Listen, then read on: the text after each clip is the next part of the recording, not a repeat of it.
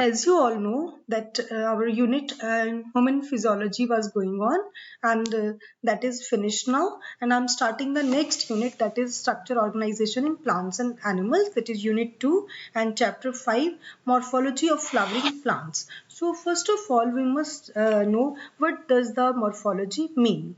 Morphology is the science that deals with the study of form, size, color, structure and relative position of various parts of organisms. Why we should study morphology?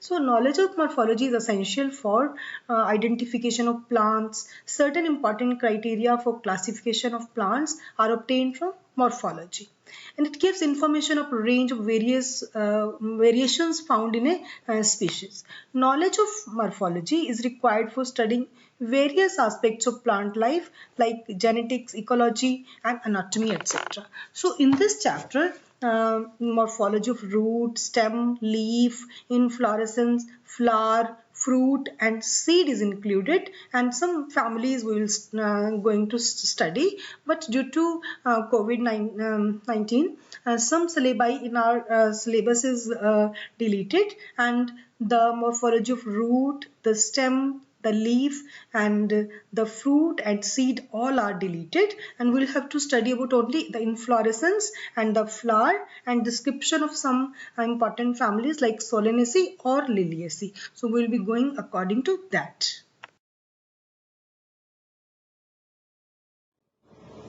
In the chapter Morphology of Flowering Plants, first of all we'll study what the inflorescence is.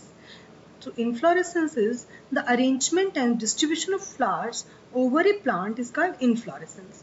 Inflorescence is the name of modified shoot that is specialized to bear flowers. So the axis of inflorescence is called peduncle, and the flattened peduncle is known as receptacle. So today we'll study about inflorescence and about flower. So today we'll study about the different parts of flower, which is calyx, corolla, androecium and gynoecium.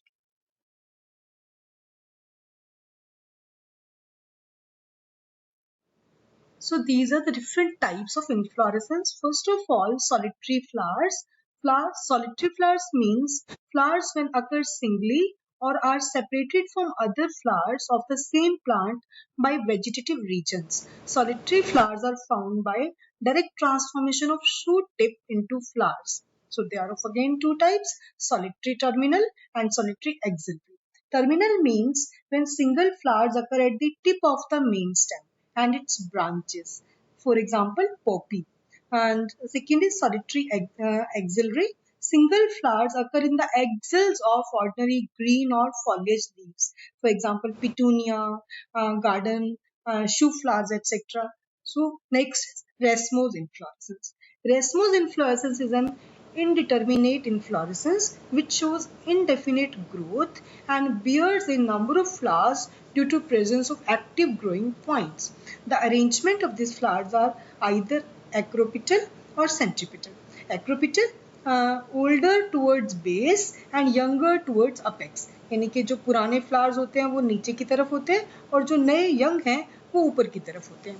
And this is racemose inflorescence. Next one is cymose inflorescence. Cymose inflorescence is opposite. Cymose inflorescence is the name of determinate or definite inflorescence in which the tip of main axis terminates in a flower and further growth continues by one or more lateral branches which also behave like the main axis. The arrangement of flowers is either basipetal or centripetal. Basipetal means youngest at the bottom and oldest at the top. So in this diagram, you can see the differences between racemose and cymose inflorescence. As in racemose, the growing point seldom ends in a flower, and in cymose, the growing point always forms a flower. In racemose, flowers are laterally, and in cymose, flowers are actually terminal.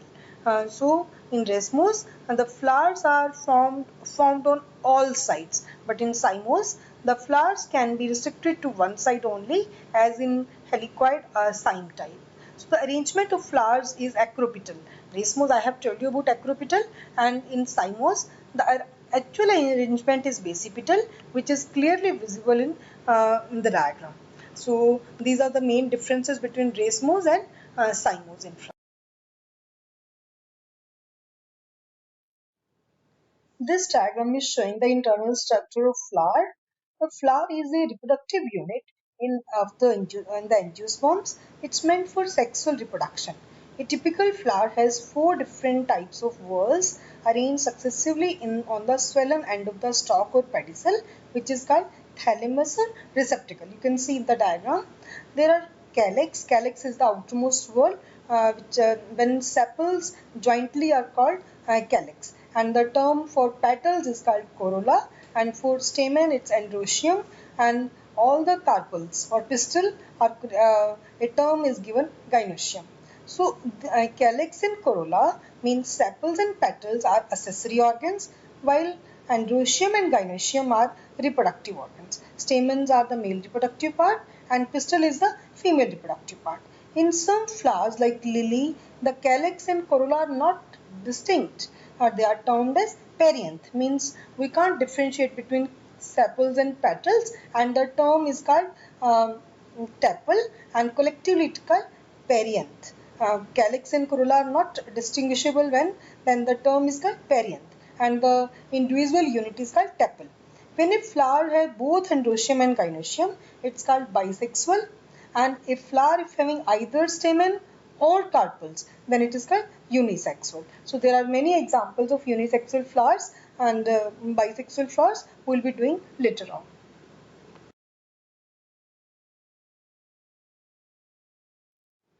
In this diagram, you can see that various parts of flower means whorl of petals is called corolla, and whorl of sepals is called calyx, and pedicel is the stalk of the flower, and androecium means stamens is made up of two parts, a long filament, and there is bilobed anther. And pistil of carpel is made up of three parts.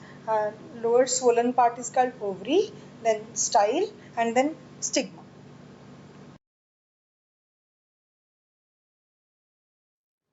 In this slide, we'll study the symmetry of the flower. The symmetry of the flower may be radial symmetry, bilateral symmetry, or asymmetry. So first of all, we'll study actinomorphic or radial symmetry. When the flower can be divided into two equal radial halves in any radial plane passing through the center, it is called actinomorphic or radial asymmetry. For example, mustard, datura, chili, etc. Just we can take the example of a tire.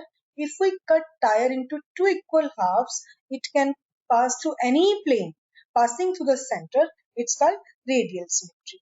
When it can be divided into two similar halves only in one particular plane, vertical plane, so it's called zygomorphic. Examples are pea, gulmohar, bean, cassia, etc. You can see in the diagram, D is showing bilateral symmetry and A is showing radial symmetry. Radial symmetry is called actinomorphic and bilateral symmetry is called zygomorphic. Then example is symmetrical.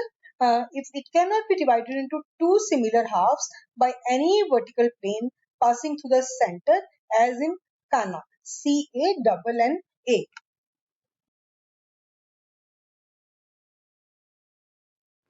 Based on the position of calyx, corolla and androecium in respect of the ovary or thalamus, the flower are described into three major parts. First is hypogynous, second is perigynous, and third one is epigynous. This is very important. First is the hypogynous flower. The gynoecium occupies the highest position.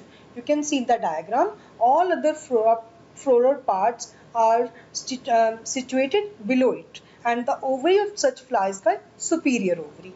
For example, mustard, china rose, brinjal, etc. means gynoecium is present at the highest level, and calyx, corolla, and androecium are coming situated below it. Then next is perigynous. If the gynoecium is situated in the center and other parts of the flower are located on the rim of the thalamus, almost at the same level, it is called perigynous. The ovary is said to be half inferior or half superior. For example, plum, rose, peach, etc.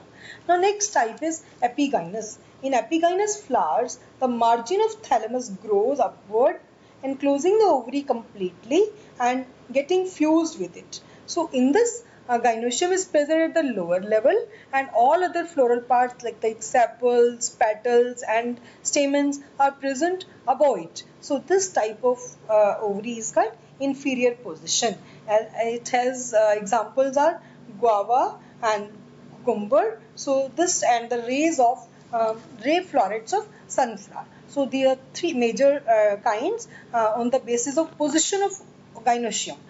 Three types, that is hypogynous, perigynous and epigynous. This is one more diagram which is showing hypogynous flower, perigynous flower and epigynous flower.